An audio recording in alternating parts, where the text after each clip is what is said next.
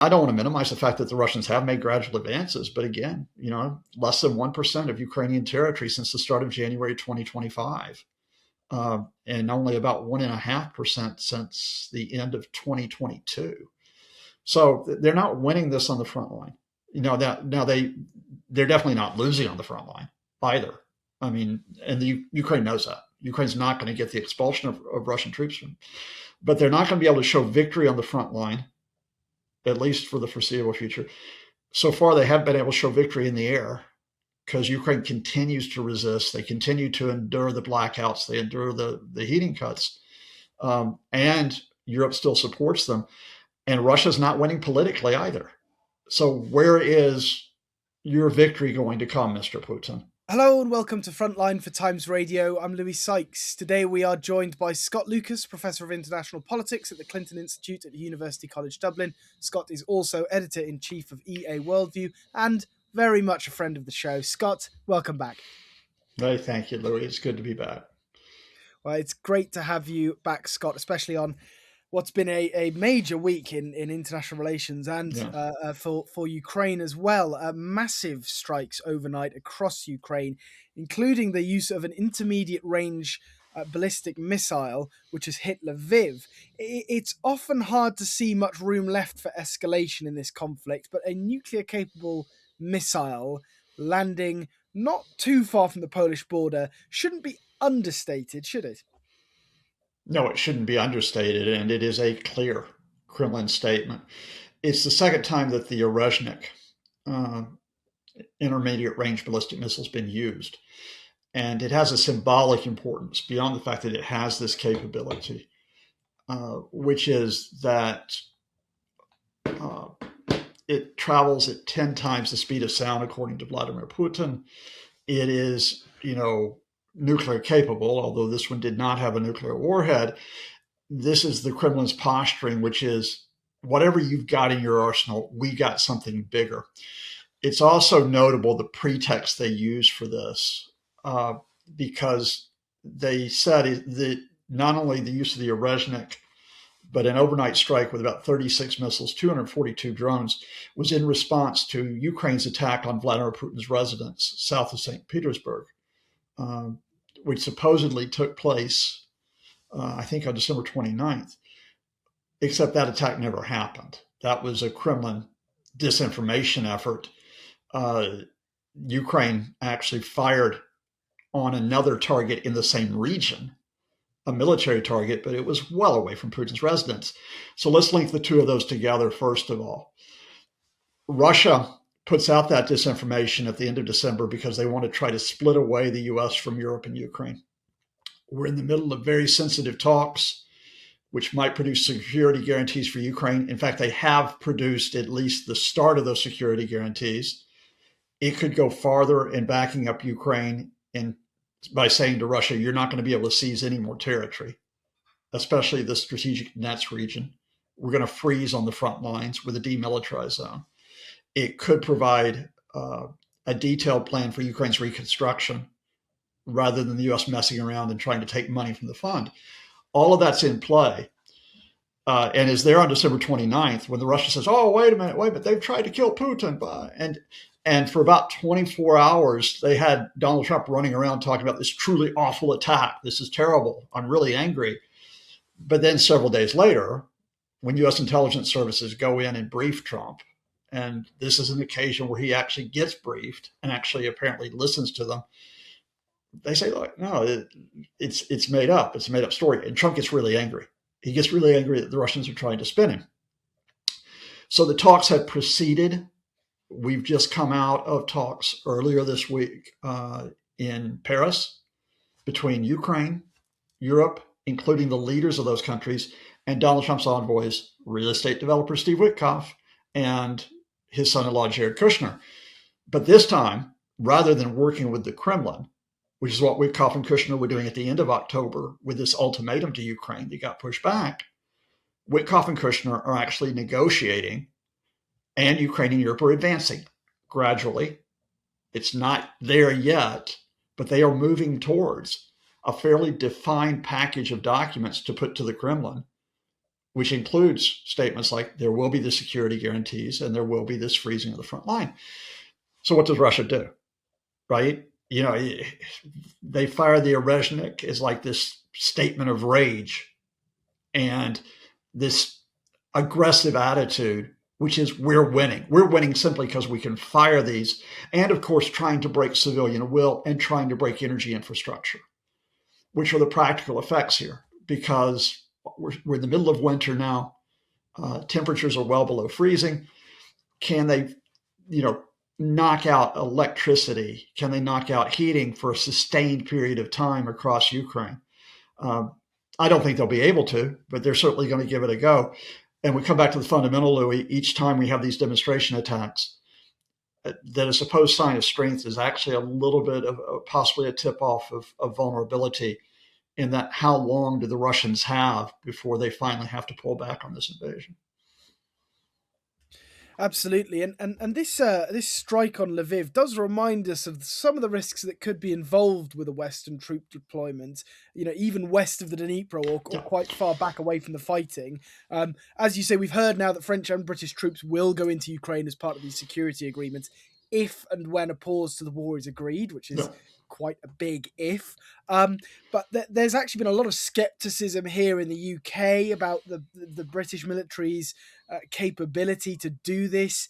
Is this a large enough guarantee? Is it realistic? What should we make of it?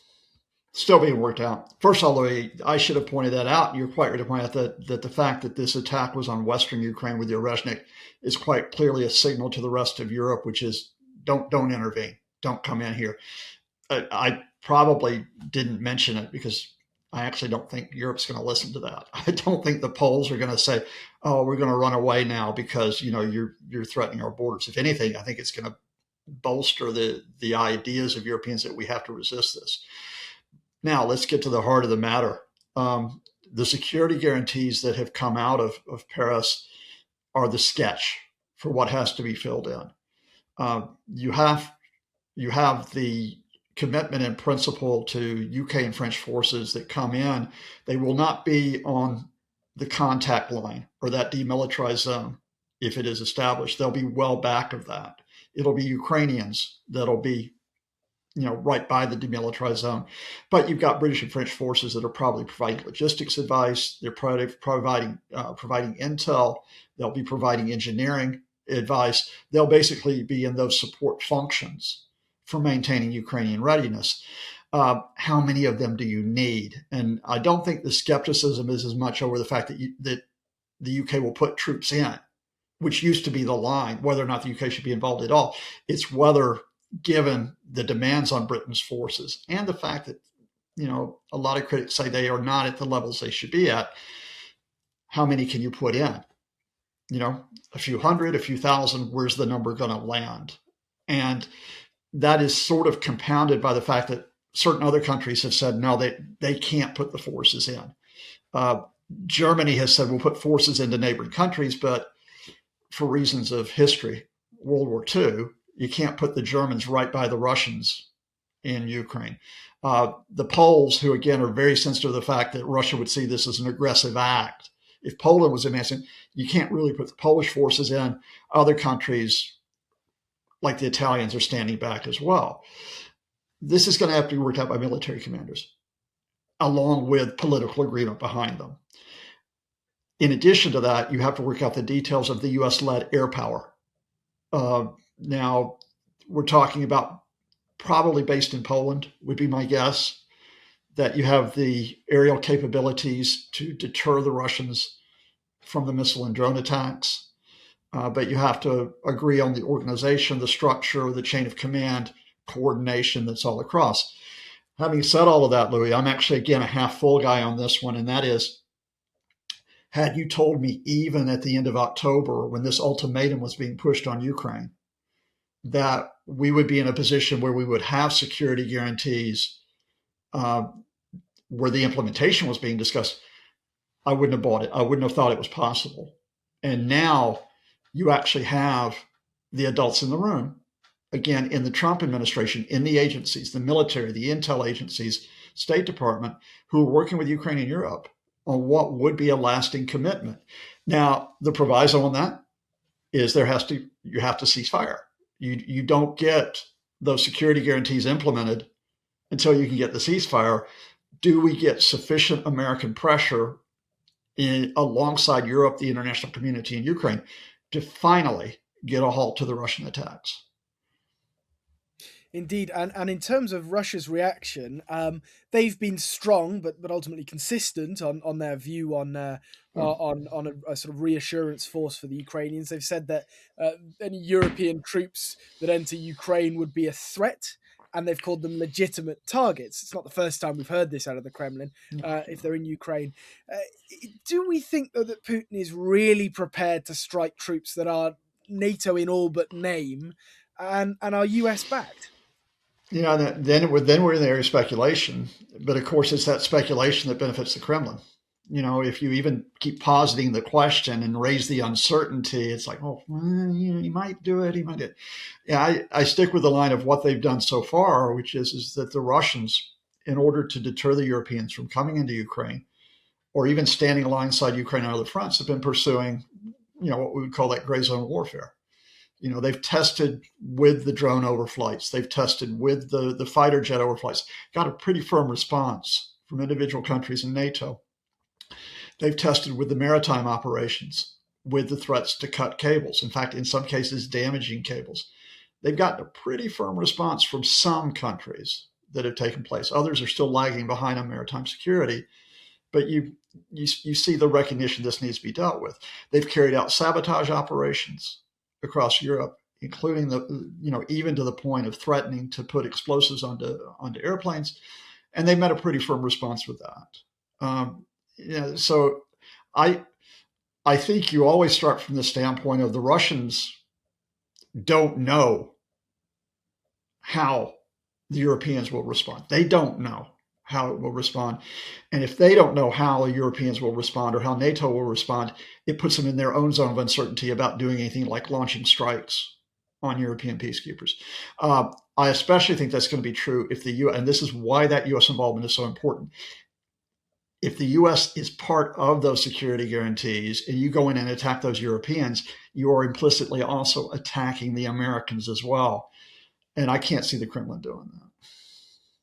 Indeed. Well, despite a lot of pretty brazen Russian strikes and activities this week, the US appears pretty undeterred on the world stage. I mean, we've discussed a lot, or rather you've discussed a lot with this program and others on Times Radio, the raid on Caracas, which of course is Venezuela, a big ally of the Russians.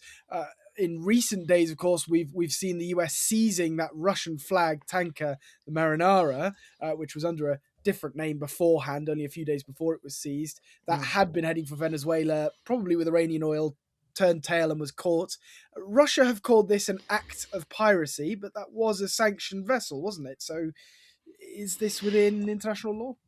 Yeah, let me go a couple of those. First of all, with a program where we've got Ukraine focus, this is one case where I think we're kind of at a remove from Ukraine in terms of the way that played out. This American decision to pursue what was called the Bella 1 and then the Marinara for almost 2 weeks across the North Atlantic has to do with what we can call regime coercion on Venezuela, where we are right now, where they're trying, the Maduro government remains without Maduro, but they're trying to force it to accept U.S. commands on oil, on the economy, and on their foreign relations. To do that, what you effectively have is a blockade. And if that blockade is broken, you grab the ships, you intercept the ships. And it so happened that with the Bella, the reason why Russia comes into it, it's not there at the start. And just one small correction, the Bella was on its way to collect oil from Venezuela. It had not reached Venezuela when it turned tail and went back across the North Atlantic. So it was actually empty. But then you had this political maneuver by the Russians, which is we're going to reflag it.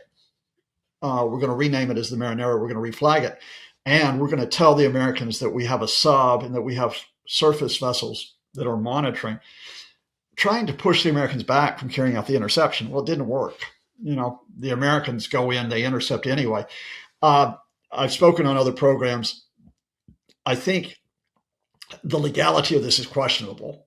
and I'm going to leave it for the lawyers to hash this out. And that is because although the ship is under U.S. sanctions, right? The question of whether the U.S. sanctions apply in international waters and you can intercept in international waters, that's there. You can also make the argument, again, I'll defer to legal experts on that, was the reflagging of the vessel an act which is contrary to maritime law, therefore interception in international waters is legitimate. That being said, nobody really is giving a damn about the legal aspects at this point. Might makes the law in this case, and the Americans have we're taking the ship towards Scotland. But at the least, this is another confiscated Venezuelan vessel. Just a quick reminder, there were actually 2 Venezuela-linked vessels that were intercepted that day. The other one was the Sophia in Caribbean, but I don't think it had any Russian connection, so it didn't get the same coverage that the Marinera got. Well, as you say, we are a Ukraine-focused program, and meanwhile, on the front line in Ukraine, Russia appears to have sort of relaunched or renewed its offensive on Kupiansk after more than 100 Russian troops were encircled there in a Ukrainian counteroffensive. That must still have left a pretty sour taste in Putin's mouth just around Christmas as well. Yeah, and it explains in part why the Rezhnik got fired again. And because, look, why this was so embarrassing was that Kupiansk, which would have been significant if they'd taken it, Putin came out and announced it. He said, we got it, right? And I think, if I remember correctly, that's the one where they had like one Russian soldier running around with a flag, right? Somewhere. But yeah, we're taking it. And the Ukrainians came back and said, no, you haven't taken it. We're still fighting for it. And guess what? They were not only right, but they, in their own, and I think a lot of people miss the symbolism here. Zelensky went to the front line. He went to Kupiansk, or right near Kupiansk, right? Which showed a kind of confidence, which is, yeah, we are going to, and indeed they did. Took the picture right in front of the sign to the city. Exactly right. And now, can the Russians take it again? I don't know. But again, I'll refer again to another town that we talked about before, which is Pokrovsk in the Donetsk region. I'm counting the months. I think we're up to 18 months since they launched the offensive to take Pokrovsk. They have declared on several occasions they have seized Pokrovsk. They definitely devastated it. But again, I don't think the Russians have full control even of Pokrovsk that takes place there. And so we're still at a count that I think maybe 5 towns they've taken since May of 23. And that includes Bakhmut right at the outset of that cycle. I don't want to minimize the fact that the Russians have made gradual advances, but again, less than 1% of Ukrainian territory since the start of January 2025, and only about 1.5% since the end of 2022. So they're not winning this on the front line. They're definitely not losing on the front line either. I mean, and Ukraine knows that. Ukraine's not going to get the expulsion of Russian troops, but they're not going to be able to show victory on the front line, at least for the foreseeable future. So far, they have been able to show victory in the air because Ukraine continues to resist. They continue to endure the blackouts. They endure the heating cuts. And Europe still supports them. And Russia's not winning politically either. So where is your victory going to come, Mr. Putin? And as he stood on what was Orthodox Christmas, so January the 6th, stood there, Putin, who has not been seen with his family for years, and he's there with the military and with their families. It's like, oh, here's my family. Here we are. We're all winning together. And baby Jesus supports us, I guess, or whatever other shtick he was running. And it's I think what I'm watching for, Louis, to wrap it all together is if we get this confirmation of the documents, and a reminder, there's actually 5 documents, but the core is the 20-point Ukraine-Europe plan, which pushed back against the ultimatum. You then have supporting documents regarding the guarantees, regarding reconstruction. There's also has to be confirmation of the Zaporizhzhia nuclear power plant, that is controlled by Ukraine. I think if we get that agreed with Trump's people, with Witkoff and Kushner, given that they've worked for the Kremlin in the past, that's a huge point. And you can see it. You could see it today in the statements in response, to take it all the way back to where we started, back to the firing of the Orezhnik and the strikes, which are not only on Lviv but on Kiev, that Zelensky, his prime minister, and his foreign minister all came out and said, all right, air defenses, more sanctions on the Russia, especially going after the shadow fleet. So that squeeze on Russia economically while bolstering Ukraine's defense. And if you have the Americans in on that, where's Putin's play? Where does he go next? Because proviso, is he going to have another summit with Donald? The thing here is, and Donald's distracted now. He'll keep making comments about Ukraine. But for the foreseeable future, the Trump administration and Trump are going to be invested in terms of we rule the Western Hemisphere. And by the way, those people that are coming out with that a deal was struck, we're going to carve up the world, U.S. gets Venezuela, Russia gets Ukraine, no, go away. I think the fact that Trump is now focused on his power plays elsewhere, whether it be Venezuela or Greenland, means that Putin can't make that appeal to his ego. What's he going to give him? What's the offer that could beat being able to run roughshod over Venezuela and Colombia and Cuba and wherever else Donald's going? Indeed, and we talk about the air war and the economic pressure on Russia. One effect of Donald Trump, in a way, taking something of a step back from Ukraine is that the Ukrainians seem to have complete free range on where and what they strike within Russia now. Since the new year, there's been increasing strikes in and around Moscow. In the last 4 days, I believe we've seen a strike on a Russian jet factory near Moscow. Refineries hit again in the last few days as well. How should we view the Ukrainian drone program and attack on the Russian economy going into 2026? There's a squeeze. We talked about the squeeze that could happen on the shadow fleet. We could talk about the squeeze in terms of the U.S. sanctions on Russian oil companies and the effect they might have. But here you've got a fundamental, which is it's not just the fact that it's Ukraine strikes, it's the fact that the U.S. is providing it, to be specific, U.S. intelligence agencies, the guys who actually want to back Ukraine, they're giving them intel, right? And by the way, hello to all our commenters and our trolls that come in on YouTube or across social media. Yeah, you can whip up your CIA Ukraine conspiracy theories here, because the fact here is that once there was the pushback against people like Pete Hegseth, the defense secretary, the pushback against the camp of J.D. Vance. And once you restored that intelligence sharing last summer, that has continued. And intelligence sharing does not simply mean the defense of Ukraine. It actually means, all right, where are the targets? What kind of defenses do they have around the targets? Can they be hit? And pretty much every day, there's at least one major Russian installation that gets hit. Now they repair them. They will bring them back online, but it still is causing disruptions in terms of the effort. And it comes at a time. So you hit the oil refineries, you hit the railways, you hit the ports, you hit bases. The Russian economy is stagnating. It's flatlining, right? Where's Russia going to get that 4 to 5% growth that it supposedly had? When's it going to be able to bring inflation down? When that's unofficially about 20 to 25%. When are you going to be able to restore the cuts to your social welfare programs that have had to be imposed to increase the military spending? Putin's going to have to demand more and more sacrifices of the Russian people to keep this going. Now, he may get them. I'm not saying he's going to collapse on it, but I'm saying it's a bigger ask. It's a bigger and bigger ask. And he cannot show them. He still can't show them a payoff, At most, he might be able to show them Pokrovsk, which has no buildings, is an absolutely flattened that takes place. But that's it. What he wanted to show him is the fact that it was his guy in Kyiv and not Zelensky. Good luck with that, Vlad.